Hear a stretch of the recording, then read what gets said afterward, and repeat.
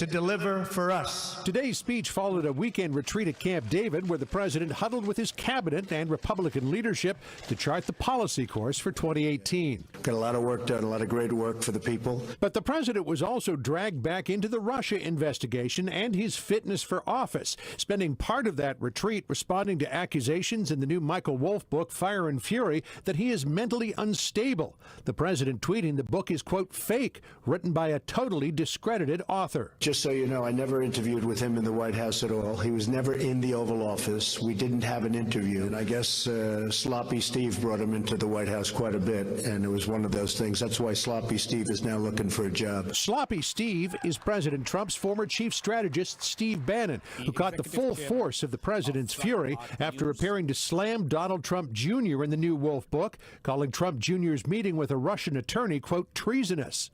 Bannon issued a rare mea culpa yesterday in a statement to Fox News saying Donald Trump Jr. is both a patriot and a good man. He has been relentless in his advocacy for his father and the agenda that has helped turn our country around. Bannon insists he was not talking about Trump Jr. He was referring to former campaign manager Paul Manafort, a seasoned campaign professional with experience and knowledge of how the Russians operate. He should have known they are duplicitous, cunning, and not our friends. To reiterate, those comments were not aimed at Don Jr. This afternoon, aboard Air Force One, White House spokesman Hogan Gidley said Bannon may have cooked his own goose, telling reporters, quote, I don't believe there's any way back for Mr. Bannon at this point. It's very obvious that Mr. Bannon worked with Mr. Wolff in this particular book. At the same time, Fox News has learned the president's legal team is in preliminary discussions about a possible interview of the president by the special counsel's office. While there has not yet been a request for an interview, his legal team is anticipating Mueller may ask to speak to President Trump as part of a wrap-up to his investigation. At Camp David, President Trump repeated his months-old assertion he would be willing to talk to Mueller, and he also reaffirmed his innocence. There's been no collusion. There's been no crime. But we have been very open. We could have done it two ways. We could have been very closed, and it would have taken years. But, you know, it's sort of like when you've done nothing wrong, let's be open and get it over with. Sources say the president's legal team is looking at a number of options for a potential interview. One might be an in-person interview by the special counsel himself with a defined set of parameters going in. The other might be a series of written answers to questions that the special counsel submits, or even an affidavit in which the president swears out his position on the case. There's also a very real possibility that none of this may happen, though, Brett, the sources say that the president's legal team does expect that Robert Mueller will ask for an interview sometime in the next few weeks. Brett. John Roberts, live in the North Lawn. John, thanks. There is new fallout tonight from allegations of conflict of interest in the Justice Department investigation into Russian interference in the 2016 election. Chief Intelligence Correspondent Catherine Harrods is here tonight with the latest details. Good evening, Catherine. Well, thank you, Brett. A senior Justice Department official with an apparent conflict over Fusion GPS, the firm behind the Trump dossier, has been demoted for a second time. Bruce Orr is no longer head of the Organized Crime Drug Enforcement Task Force. He was stripped of his role as Associate Deputy Attorney General in December after Fox News reported Orr had meetings unknown to his superiors with the co-founder of Fusion GPS, former journalist Glenn Simpson, as well as former British spy Christopher Steele, who compiled the dossier research. It's not clear where Orr has landed, though he is still a Justice Department employee. Orr's wife Nellie is a Russia specialist who did research for the Trump Project, which was funded by the DNC and Clinton campaign. As division head for organized crime, Orr was also directly involved with an interagency investigation that tracked a drug and money laundering scheme to Iran. Critics say the investigation and potential prosecutions were derailed by the Obama administration, fearing it would upset Iran leading up to the 2015 nuclear deal. Orr is scheduled to testify to the House Intelligence Committee behind closed doors January 17th. Brett. And Catherine, the House Committee is learning more about Fusion GPS's financials, who got paid for the Russia work. Well, that's right. Fox News has told TD Bank complied with the House subpoena within hours of the court's decision, making any appeal moot. At issue are 70 transactions that cover clients, 2 media companies, journalists, and researchers over a 2-year period. After last week's deal with Deputy Attorney General Rod Rosenstein and FBI Director Christopher Wray, the committee also got access to the remaining FBI Russia documents during a classified session at the Justice Department. House investigators could take notes, but not hard copies. The documents were described to to Fox News as core records about the dossier and is handling by the FBI, including witness interview summaries for confidential sources or informants known as 1023s. As events unfolded this weekend, President Trump said the evidence does not implicate his team. I guess the collusion now is dead because everyone found that after a year of study there's been absolutely no collusion. There's been no collusion between us and the Russians. The House committee is scheduling another 10 interviews for later this month, including former FBI Director Comey's inner circle, as well as 2 Trump campaign aides. Brett. We'll follow it all. Captain, thanks. You're welcome. President Trump may not be the only TV star running for the White House in 2020. Oprah Winfrey is said to be now considering a campaign. National correspondent William Lajeunesse tells us from Los Angeles we may have heard a preview of her pitch last night. A new day is on the horizon. Would she? Could she run? And when that new day finally dawns, it will be because of a lot of magnificent women. Oprah Winfrey triggered a political earthquake Sunday night in a speech that rumbled like the beginnings of a campaign. In the age of Trump, when we've seen that we can have a president without any political experience, there's no reason that Oprah shouldn't think that she could do this. The positives? I have one word, one name, and it's Oprah. For 25 years, Oprah was America's conscience as a daily talk show host. Tough but tender, inspiring, successful but generous. Oprah G. Winfrey is a global media icon. Politically, Winfrey could carry the Obama coalition without the baggage of his presidency. The challenge? I don't know if America is ready for a female president, let alone an African-American female president at that. And social media users have already adopted Oprah 2020. We all know that the press is under siege these days. Winfrey, a sexual abuse survivor,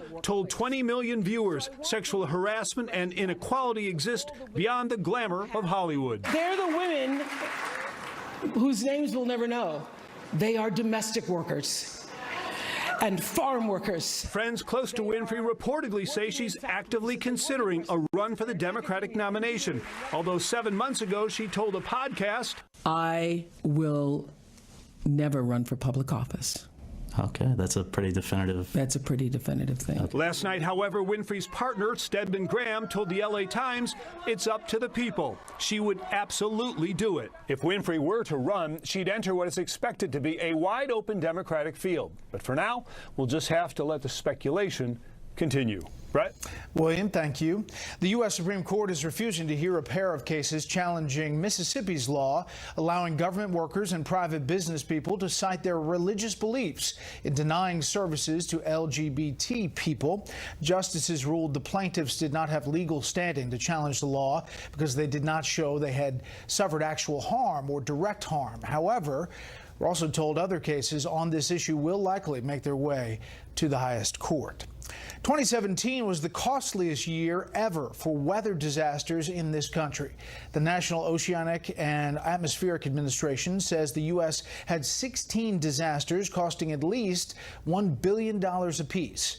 Leading the way, Hurricane Harvey at $125 billion. The total price tag for the year, $306 billion for disasters. Critics are now openly charging that President Trump is losing it, not fit. He says he's actually a stable genius. We'll take a look at the charges and get reaction from Bret Baier when we come back.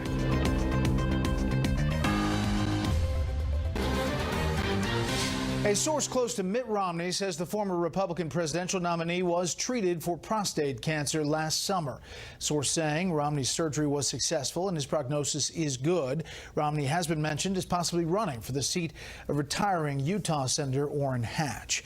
We have new information tonight on the investigation into the wife of former Democratic presidential candidate Bernie Sanders. A federal grand jury has heard testimony from a former trustee at the college where Jane O'Mara Sanders was president.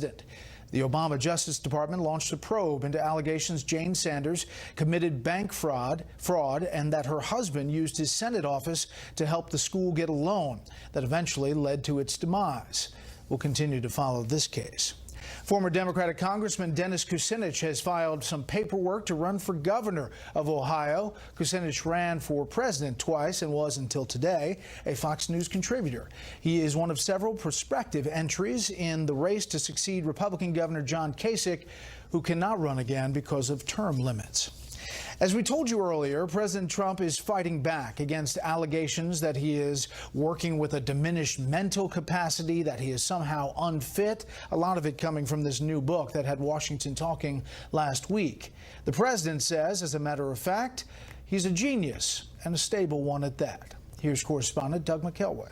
Republicans are pledged to restore and revitalize. It is informally called the Goldwater Rule, a section of the American Psychiatric Association's guidelines that says it is unethical for a psychiatrist to offer a professional opinion unless he or she has conducted an examination. It was spurred by Barry Goldwater's run for president in 1964, and psychiatrists as a group were opposed to him, and so they made diagnoses about him that were based on psychoanalytic principles, which we don't use today.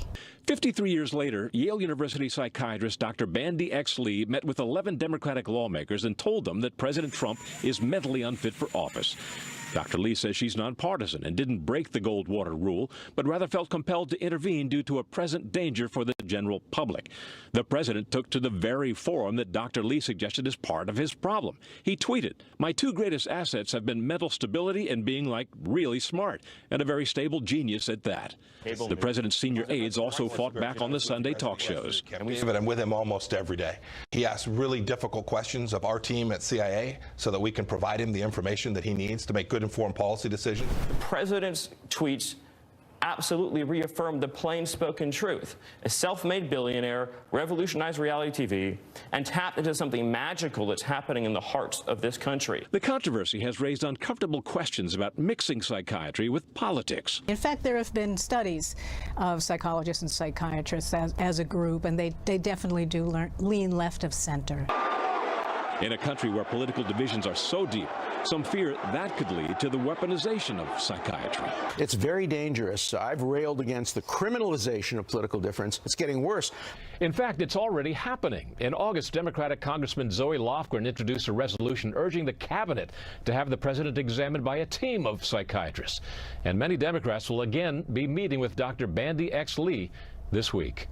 Brett? Doug, thank you. Let's get reaction to the arguments over the president and his state of mind from senior political analyst Bret Hume. Good evening, Bret. Your thoughts on all this? Hi, Brett. Well, it's pretty bizarre to see this unfolding now. After all, if you look at Donald Trump's behavior going back decades, the one thing about it is that it's consistent. One might argue stable. He's always acted the way he acts now. He's always been thin-skinned. He's always been remarkably childlike in his reactions to things, and that's playing out in his presidency. And you can make a case, Brett, if you were a Trump critic, that he is temperamentally unsuited to the job, but temperamentally unsuited is not the same as mentally unfit, and it certainly isn't the same as mentally unstable. But this is the argument that you hear, and it's doing the reputation of the psychiatrists, or psychiatrists, plural, involved, no good that they are, despite their denials, palpably violating the Goldwater Rule, which is, as Doug was reporting, makes it unethical to make armchair diagnoses, which all of these critiques of the president's mental health seem to be exactly that, armchair diagnoses, probably not worth much. You know, the president's supporters say this is who he was on the campaign, and this is who he was through the primaries, and this is who he was in the general election to get elected in the U.S. And I guess they're pushing back, saying he was elected, and it hasn't changed much. People had a sense of him. I think that's a reasonable interpretation. And if you look at what's happening here, I mean, in his career, if he were mentally unstable, unfit, he could not, despite all of his flamboyance, despite all of his boastfulness, despite all of this stuff that we all see in him day by day, he could not have built the business that he built and had the career that he had. Nor could one imagine that he could have pulled off this astonishing feat of getting himself elected President of the United States. This is simply not what happens to somebody who's mentally unstable in my estimation and experience. So, you can look at him and say, well, his behavior is unorthodox. It certainly is. They say it violates norms. It certainly does. But this is who he is. And it doesn't really add up to a case that he's mentally unfit for office or unstable, in my estimation anyway. Bret, as always, thank you. Thank you, Bret. Up next, North Korea and South Korea try to avoid nuclear war ahead of the Olympics. We'll tell you what's really behind those protests in Iran. We are awaiting the start of historic negotiations between the two Koreas. The stated topic, next month's Olympics. But there's a lot more on the table. Senior foreign affairs correspondent Greg Palcott is in Seoul tonight. Talks aimed at thawing frigid relations between North and South Korea are set to start in the coming hours. The first formal high-level negotiations in over 2 years will be held in Panmunjom on the DMZ. Primarily aimed at discussing North Korea's participation in next month's Winter Olympics in South Korea, Seoul hopes they go beyond. We expect the discussions to focus on mutual interest of improving North-South relations. Kim Jong-un does too. Ever since his New Year's message, he's been talking up closer ties with the South, while keeping his missiles trained on the U.S. Some fear the North is trying to drive a wedge between the South and the U.S., or that Seoul could give away too much.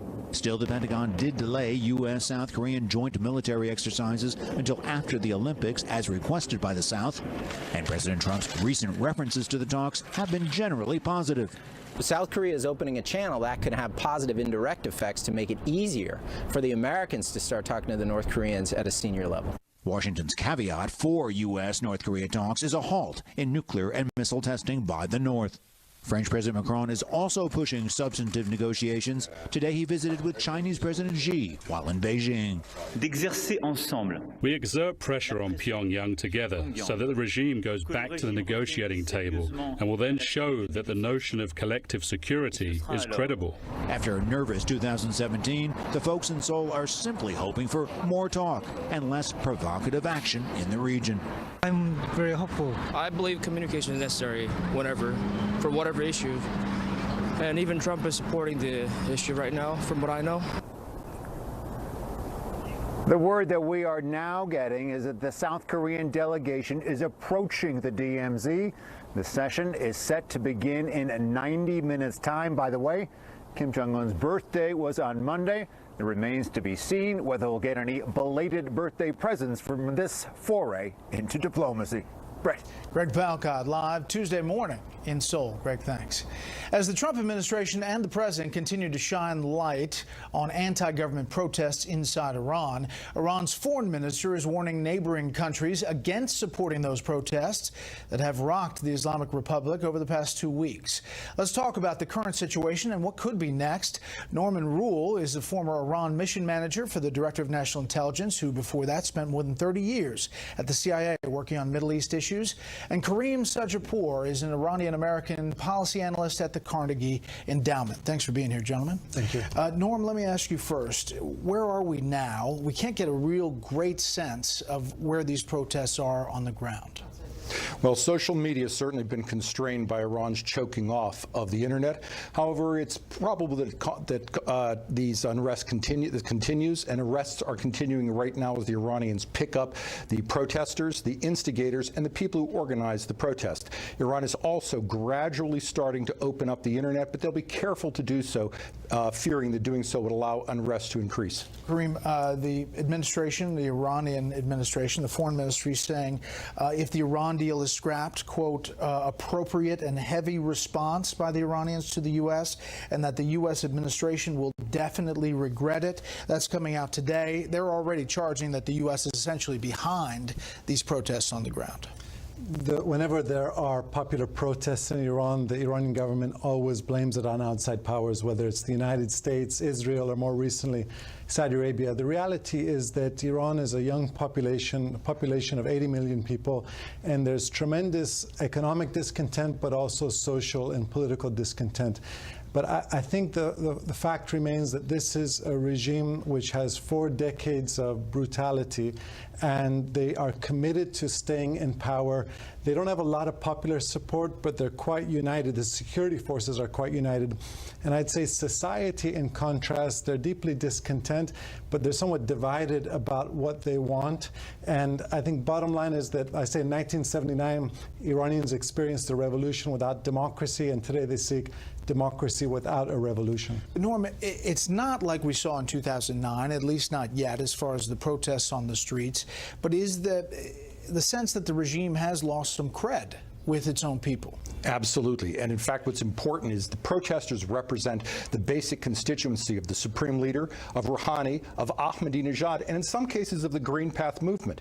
The protesters didn't have an actual leader. And one must wonder, if there were an actual leader, what would have happened to these protests? Would they have grown significantly? The numbers were certainly smaller than 2009, but they were spread over such a geography that this must have been a terrible problem for the regime to confront. And it's different for this administration. This president speaking out, this administration speaking out, a good thing as far as you see? I think it is a good thing. It's important that we don't ally ourselves directly with the demonstrators or any aspect of the movement. Iran would use that to crush them and to paint them with the U.S. hand. At the same time, we should stand up for the right of protesters to peacefully express their political feelings and stand up also against oppressive regimes who put these people in jail. And it's important that we stand up now for the many Iranians who are imprisoned by the security forces. You know, you recently, Kareem, wrote about Iran's cyber capabilities. Not only are they funding terrorists throughout the region, but they're also doing some pretty aggressive things online. Yeah, one of the findings of our cyber report was that Iran isn't a first-tier cyber power. It's not like the United States or Russia or China. We call it a third-tier cyber power.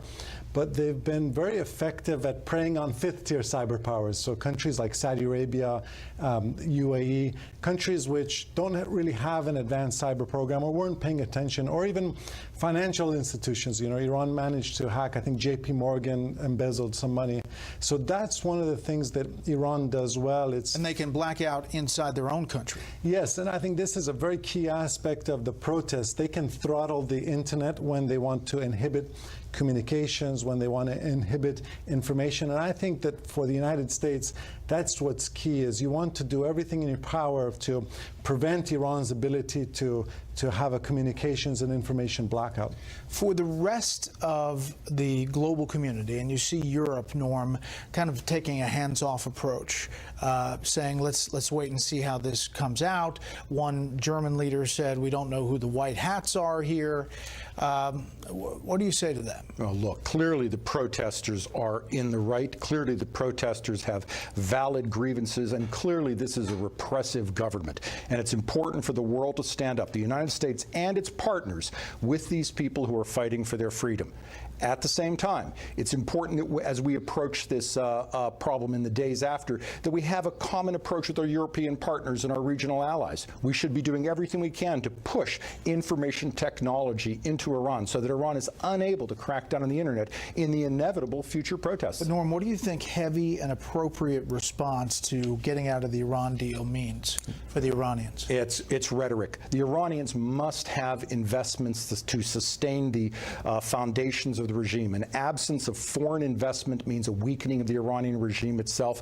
The JCPOA is in Iran's interest. Now, to be clear, the JCPOA also provides us with unprecedented insight into the program because of the IAEA, and allows us to freeze the program for a period of time. Okay. Kareem, Norm, I really appreciate the time. Thank you, Bret. The president is kicking out 200,000 Salvadoran immigrants as immigration also plays a big part in talks to avoid a government shutdown. We'll talk about all of this with the panel when we return. Dreamers today, but for a real sense of fairness in the United States of America. Immigration, now the key issue in the talks about funding the government. This as temporary protection status is coming to an end for a number of countries. Now announced today, El Salvador, almost 200,000 people, expiring September of next year. Honduras, 57,000, expires July 5th, 2018. Haiti, 46,000. Nepal, Syria, there you see, those are also 2018 expiration for temporary protection, essentially meaning that the immigrants could come here and stay inside the U.S. The DHS, Department of Homeland Security, saying the original conditions caused by 2001 earthquakes in El Salvador no longer exist. So it's coming to an end, and it's sparking a lot of reaction. Let's bring in our panel. Steve Hayes, editor-in-chief of the Weekly Standard, Molly Hemingway, senior editor at The Federalist, and Charles Lane, opinion writer for The Washington Post. Let's start, Steve, with this TPS, temporary protection status. The administration is saying, hey, listen, it's over. El Salvador can take the people back. For different lawmakers, they're saying, well, wait a second. They've been here almost 20 years, and they've established themselves and their families. Right. Well, Milton Friedman said there's nothing so permanent as a temporary government program, and I think this is evidence that he's right. This is a program that was put in as an emergency measure. It's been on the books now for 18 years, as you suggested in the intro. The conditions that caused it in the first place, these dual earthquakes, are no longer in existence, and the justification for it, I think, has shifted quite obviously, and its proponents are not even really pretending that the justification has shifted. Look, Donald Trump ran for office saying he was going to change immigration laws and change them in a pretty dramatic way to make them more restrictive. That's what he's doing here. Nobody should be surprised that he's trying to do this, and I think the objections are pretty tough to justify at this point. One of them, Republican Mario Diaz-Balart, saying, I'm in strong disagreement with the administration's decision. While living conditions may have slightly improved, El Salvador now faces a significant problem with drug trafficking, gangs, and crime. Since 2001, these people have established themselves in the United States, making countless contributions to our society and our local communities. It would be devastating to send them home after they have created a humble living for themselves and their families. I strongly urge the administration to reconsider this decision. It doesn't look like that's going to happen. Well, the United States is a wonderful country, and it is a much better place to live than a lot of places on Earth. But as Steve points out, this is a temporary program. It's like how we talk about DACA. The D in DACA stands for delayed action. Americans have been told that these are programs that are temporary, that they're not permanent, and then there's sort of a large bait and switch where after decades they say, well, now there's nothing you can do. To me, this points to the much larger problem of our immigration policy, which is not very coherent, which doesn't think through what the needs of the country are and how they match with the citizens. And unfortunately, we're just not having a very good conversation about it. There really are lots of conflicts here. There's the rule of law, there's what the country needs, there are the needs of immigrants, and there are the ways that immigrants help countries and the way that they hurt, and nobody's having a good conversation. Chuck. Well, in a way, I give the President some credit for precipitating an issue that has been allowed to sort of roll over somewhat mindlessly for many years, and as my colleagues have already said, outstripping the original purpose of this temporary grant of status. Having said that, I also don't think it's very realistic to talk about returning so many people to El Salvador, in effect, over the next 18 months. And the reason I say that is it could be a total of about 400,000, it's 200,000 temporary departure people, but they seem to have at least 100,000 children among them, many of whom are U.S. citizens. That's a big problem in and of itself. And I suspect a lot of them are going to attempt to stay here some other way. They're going to try to get a legal status, and a lot of them will just stay illegally if they can't find a legal means. So what I hope is going to come out of this is that, in effect, sort of like he tried to do with DACA, the President's put Congress on notice. They've got 18 months to come up with something permanent that makes sense for these folks. And I would say to Representative Diaz-Balart, that's your job. Right. Speaking of that, it is the central issue now on this government funding negotiation. Here is Mick Mulvaney on DACA. There is $1.6 billion in the request for this year. That's the 2018 funding bill that we have to take up before the end of January. There's about $18 billion to finish the southern border security. The president is absolutely committed to having that as part of a larger DACA agreement. So it's really two pieces, $1.6 billion for some money for some wall this year, and then a larger agreement for the entire wall, for the entire border security package as part of DACA.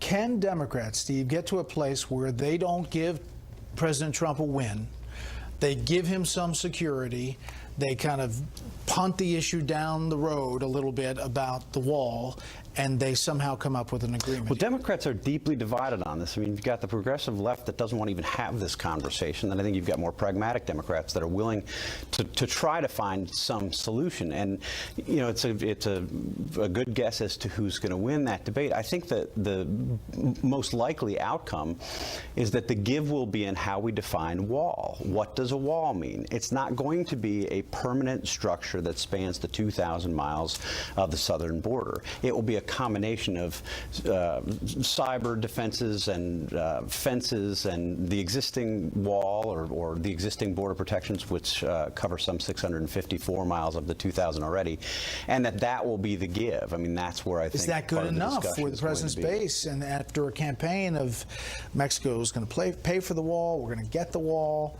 There's different pieces of the wall that are already up to look at. The president reportedly is going to go look at them along the border. Is that good enough? I don't know exactly, but what really needs to happen is looking at our immigration policy dramatically differently. And we keep on having these problems where every few years we need to have amnesty for hundreds of thousands of people. We need to change at the outset so that we can, and there's no reason why it can't be win-win for everybody, really. Border security and helping people who are here illegally. Quickly, it could be another punt, January 19th to whatever it is, March, end of March, to come up with some big deal. On the spending. It's true, although the clock is really ticking on DACA itself, which I think expires in March.